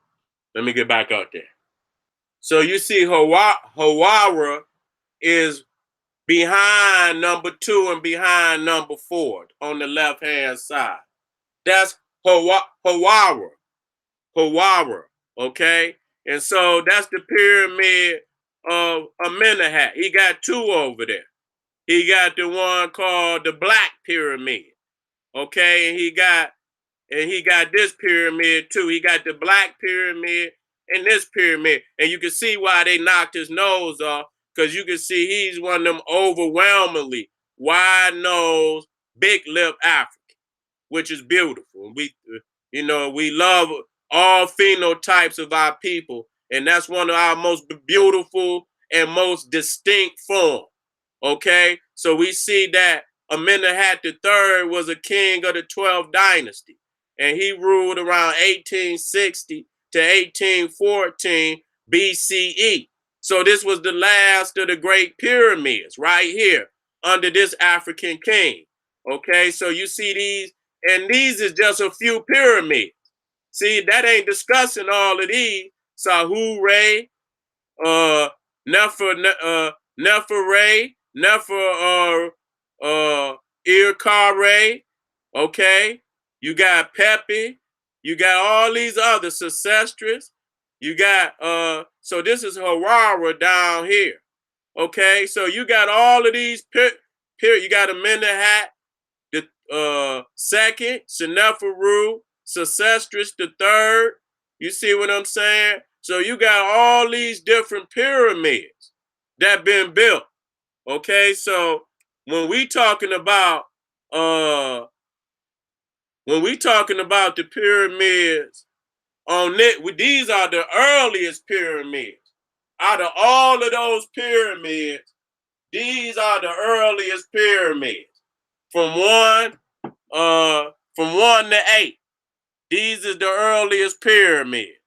Okay, all the ones to the south are later pyramids. Okay, these are the earliest. So Egypt has close to 100 pyramids. That's significant. That's very significant. And these is just, 8 pyramids. And these are probably the most famous of the pyramids. But you have close to 100 pyramids in Egypt. Okay, so I'm showing, and so you see this is at the north. And if you got almost 100 pyramids from the south, that should show you. It ain't just you can lie about the Great Pyramids and make up shit when the majority of the pyramids to the south got kings in them. That don't make no damn sense to say they anything other. Now they might have had multiple,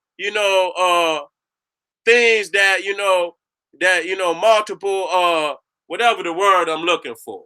The multiple reality, multiple functions is what I'm looking for. They have multiple functions, but the reality is they were designed just like the earlier tombs. And if you go in the other pyramids and they got kings in them, why would the fuck you think it would be anything other, with the big pyramid? So we can't go making up shit when you got the fucking facts. If you and when you go into the pyramids of Sudan. They had kings in them, queens in them. So if you got all that, so they got over 200 some pyramids in Nubia. So if you got close to 100 pyramids in Egypt, and you got over 200 pyramids in Sudan, you cannot get down to the Great Pyramids at Giza and start fumbling about what the fuck they is when you got that much goddamn proof. Okay? So the pyramid technology was developed in the South. It came down the river. And so everybody else took from Egypt. Okay? It took from Egypt. Okay? So then you everybody got to come to Egypt. Everybody have to come to Egypt for their source of civilization. Egypt is the first modern civilization on this planet and the greatest that ever existed. That ever existed. None greater than this. So let's go. This is Harara. This is Amenemhat III. And this is the pyramids right behind number 2 and right behind number 4. Okay? So, and another thing, this is Maydun. I got to bring this up. I got to bring this up. This is the sarcophagus of Maydun. You know what I'm saying? This is the sarcophagus. Okay? You don't build no sarcophagus unless you intend to put a body in it. Okay? And I understand a lot of people believe that the sarcophagus is a lot of things, but when you done found bodies inside of the sarcophagus, we know what it is. It's a holding place for the dead. See, and so a lot of people believe you could do, and I know that's what society teach, but when you got the facts, you got to go with the facts. You got to go with the facts. Okay? So for today, we have looked at the development. Hold up, family.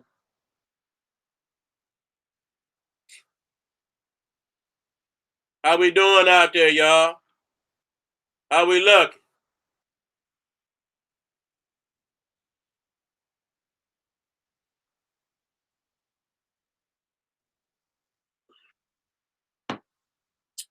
How we looking out there, y'all?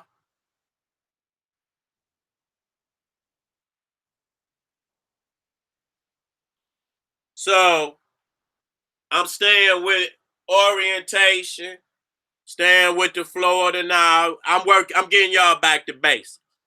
It's time to take the community back to basics and get y'all hooked in with the teachers. Get y'all reintroduced to the teachers, because there's too many motherfuckers outside a proper framework. And it's my job to get y'all back in alignment, get y'all back in sequence, get y'all back in chronology. This shit just didn't happen. It happened in an order. That's what we know about the universe. Order. It happens in an order, a sequence. We didn't just pop up out of the ground like radishes and fucking weeds. You know what I'm saying? Our people came from a particular environment, and you can see it in our phenotype. Don't be no fool. You can tell where the people originated on the planet. So we got to get back to home court advantage. We got to get back to, when we get back to geography, we get back to geology, we get back to mineral wealth, we get back to economy. When you get back to the rivers, you get back to the lakes, you're getting back to industry, you're getting back to economy. When you in control of land, you have jobs. That's just even on your damn property you live on right now. If you got a house, you got land outside, you got a job. Now you have to take care of your own personal land, but when you got a nation, you got jobs. So when you come in control of land, you got economy. You understand what I'm saying? You got to come upon that land and bring civilization. You got to establish institutionalization. This is what you got to establish and teach the generations to come that they got to maintain this shit. Okay, if you don't talk resources, I'm gonna tell you how serious this is. You just a consumer. That's it. You see yourself living off of slave wages because the only way you could deal on a global economy, you got to have resources that you're in control of. Now, music can be considered but music can't feed nobody. When you got land and you got valuable land resources, such as rivers, such as lakes, with fresh water, with fish, you got animals, with land come animals, come meat, with land come different herbs for medicine.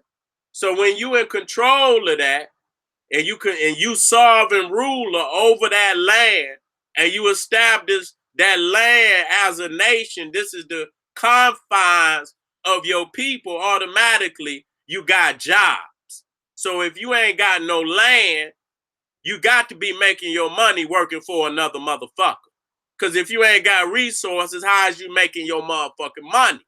So y'all niggas can't talk pan-Africanism without talking about coming up off the white man titty. Straight the fuck up. Okay? That's just the goddamn facts. Now, if you was in control of Africa, you was a sovereign king. Now you talking management. You talking about getting the continent of Africa working, rebuilding. You got 13 million square miles. You got jobs for everybody on the continent. You could put everybody to work, rebuilding that great continent.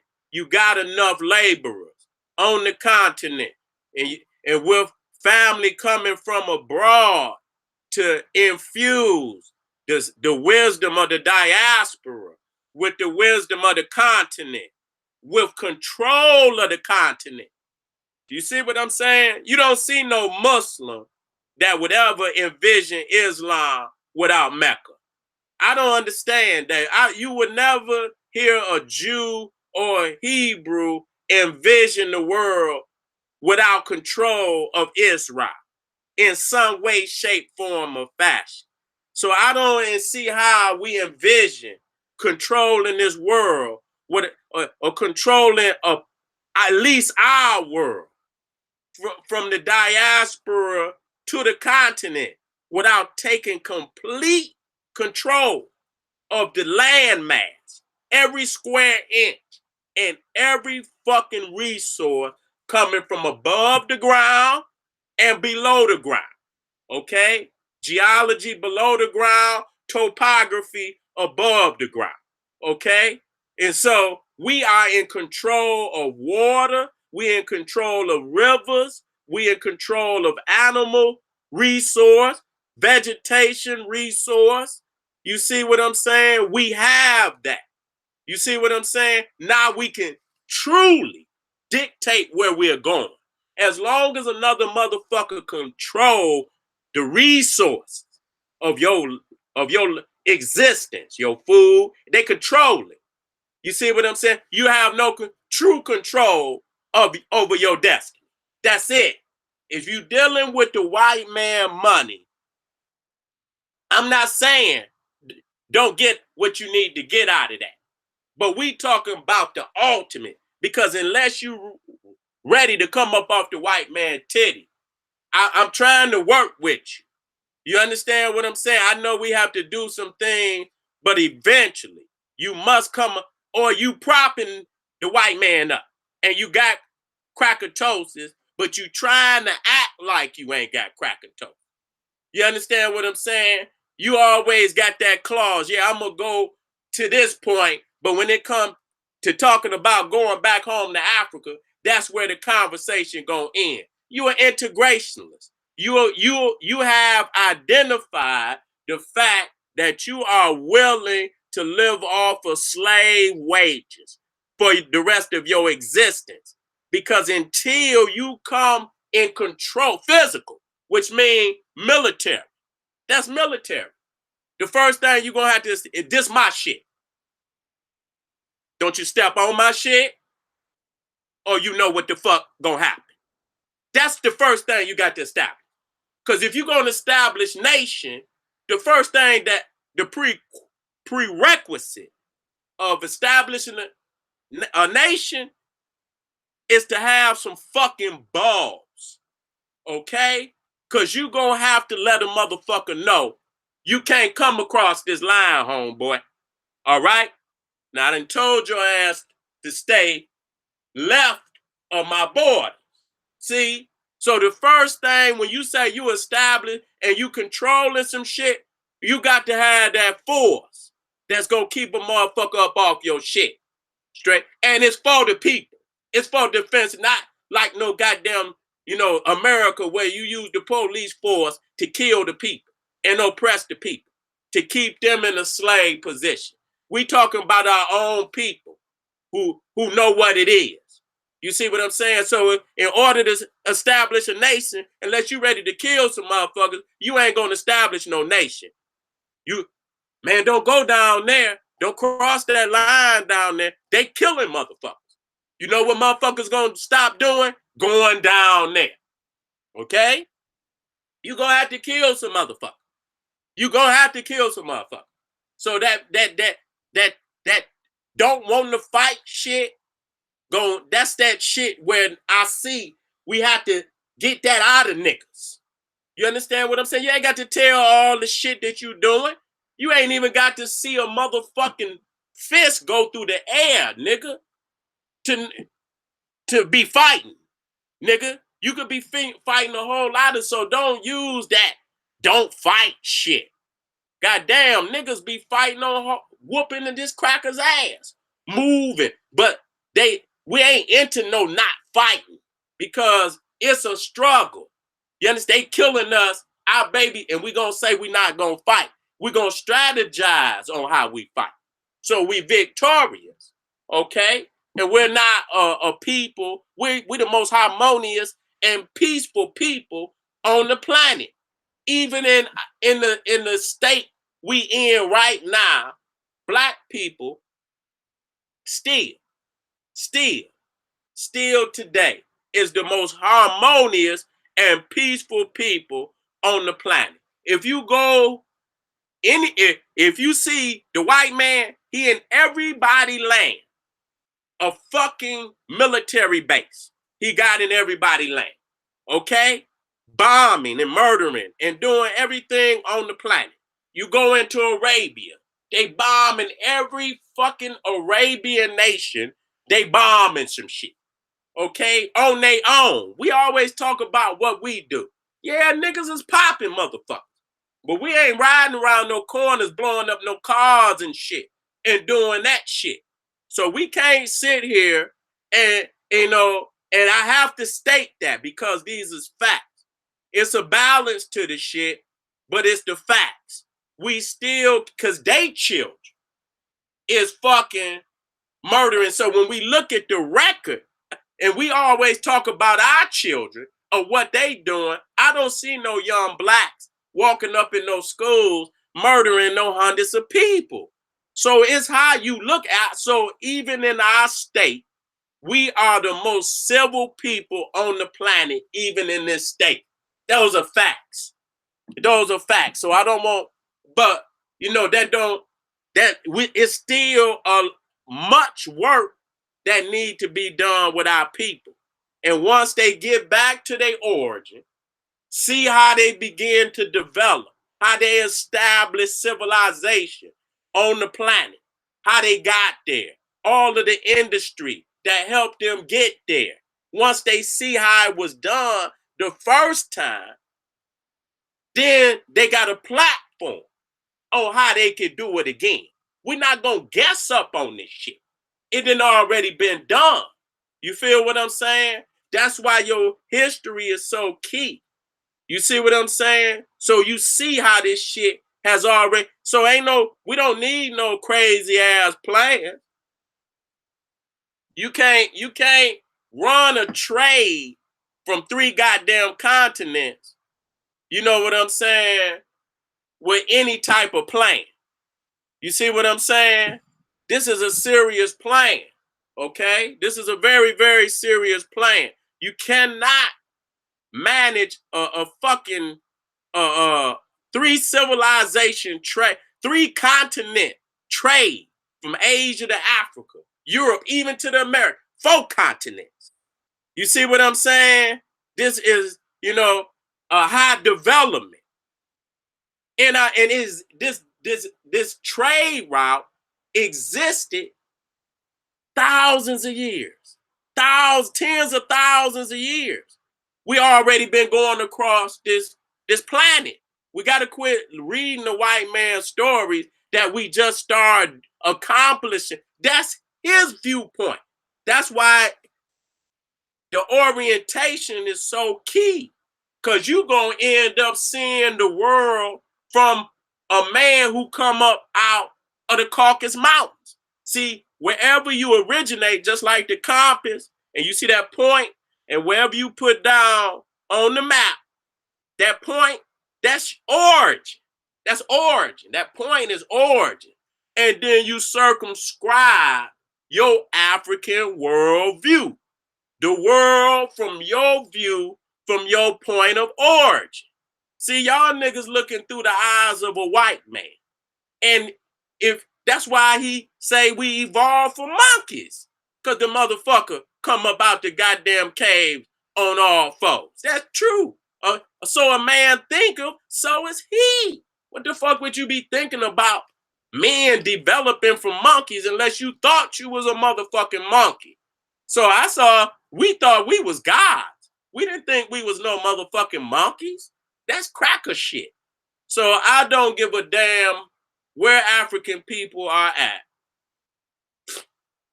We are the most developed people on the planet at this time. We are the most developed people on the planet at this time. And all we had to do is get our orientation together, get our history together, see the sequence of reality of how this world came to be. And once we master that, we'll have a blueprint to do it again. Okay? We'll have a blueprint to do it again. All right, let me come back. How we doing out there? How we doing out there? My family in the house? Hold on.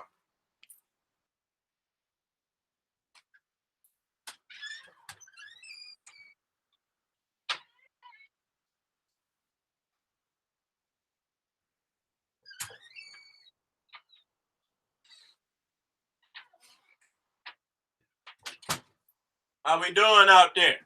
All right, family. I done rocked the house. I done put it down for the people. I done put it down for the people. I done put it down for the people. Tomorrow, I'm going to try to get back. Everybody know General Seti is in Inglewood. General Seti is in Inglewood. June 23rd. Next month. No, this month. This month. June 20th, the first today. You see what I'm saying? June 23rd. It's on a Saturday.